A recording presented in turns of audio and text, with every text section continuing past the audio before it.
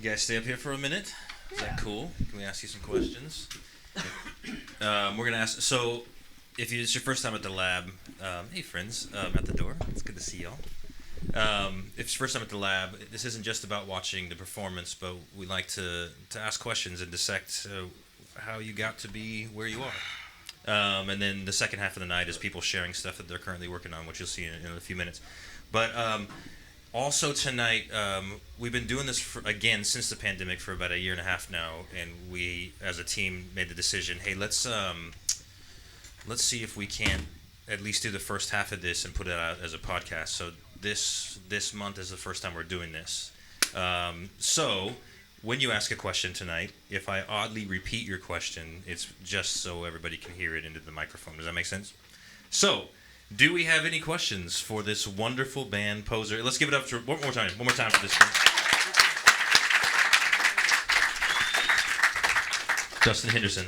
What is your favorite song that you've written, and why is it Idiot Beast? What is your favorite song that you've written, and why is it Idiot Beast? That's a really cool song. I like that song a lot. However, I think Big Game Hunter is my favorite song because I'm just ripping off the Smiths, and they rule. Good answer. Yeah. Right on. Questions. I got a question. What's up, y'all? Yo. Hey, Don. How did you guys form as a band? How did you guys form as a band? This is my brother Josh, who was playing bass, and that's our old buddy Pete. I mean, we've known him a long time. He's not that old. Actually, he. How old is he? But we played in another band called Sore Thumb that they're still playing in, which is still active. And Josh and I, that first began as just me and Josh recording with Peter and just doing like 2 guitars, 2 dorky guys singing with acoustic guitars, and Peter fleshed it out with bass, and then we brought on a drummer, and like it became its own thing.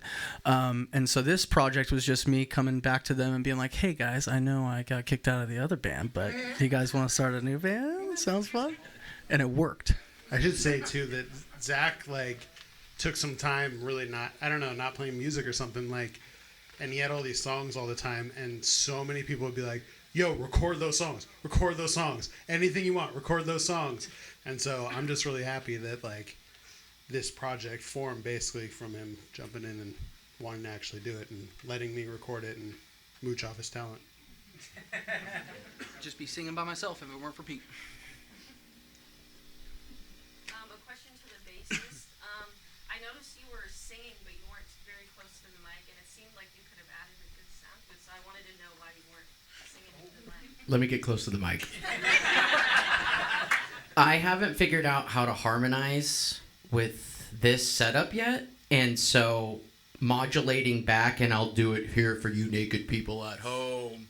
I'm walking back and forth from the mic. I feel more comfortable, and I kind of like the scream thing, and this is a more subdued format that we're playing right now, and I think that it would need a lot more work. So I'm intimidated and scared is ultimately the answer. I just think that from what I could hear, and I was trying to listen to it, it sounded pretty good. Thank you.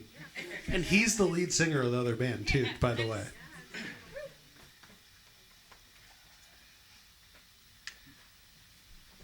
You mentioned the Smiths. What other influences are influencing the writing, at least for this band? Shit. That's funny. I was listening to nothing but Purple Mountains, which is David Berman's last band. He was the creative force behind the Silver Juice for however long. And Elliott Smith, and definitely just a bunch of Americana stuff, like A.A. Bondy and M. Ward and Conor Oberst's solo stuff. Just Conor Oberst has this great quote where I think he's being interviewed by who's the Australian singer-songwriter? She's a young woman, and she... No, that's a good get. She's uber famous. Royals. Lord is interviewing Conor Oberst, and she was like, how did you decide on this sound for this record? And he was like, I'm not a great guitar player, I'm not a great singer or anything, but I found a little magic combo of the things, and so that was there's two of his records, the names of which escape me, but Conor Oberst's solo stuff that's just like, I guess, B-sides to all the Bright Eyes stuff that he doesn't want to put out full band is just really remarkable and great. I love that stuff. You guys? I think another major influence is Joyce Manor, and we're all pop punk kind of oriented. And I think because they have a three-piece that makes a lot of sound that fills in the gaps, that's what we try to do. Because we want to be like very present, but with just the three of us.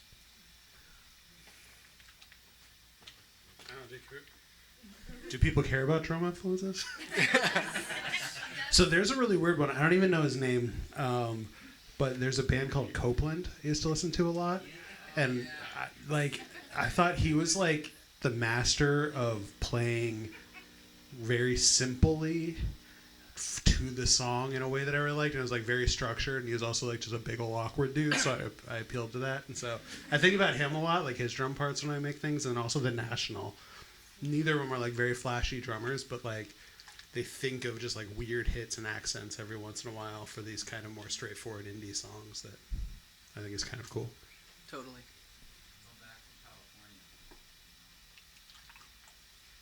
Maybe one more question. Yes. Are there any people that inspire you not based on technical sound, but just on the energy they bring? Oof. Any inspiration outside of technical sound? Totally.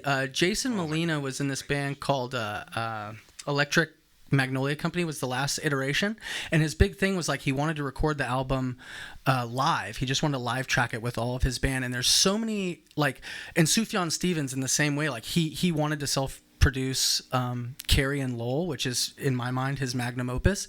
And I remember I was listening to it and reading people on Reddit and talking to like music-minded people who are so bothered by so many things that they could pick out that were technically wrong, that were lost on me because I don't know about any of that. And I just love how it turned out. So yeah, Magnolia Recording Company's record and then that record Carrie and Lowell for me are huge inspirations, like technically to approach the project like that. I thought was really cool.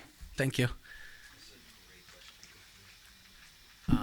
The band Yola Tango has a conversational presence on stage that I want to emulate more than anything. I don't have a good answer. Weird Al. That's a great answer. He said Weird Al. That's a great answer. That's a great question, Morgan. Yeah. I feel like we should all go home and ask ourselves that question. Hey, let's give it up for Poser.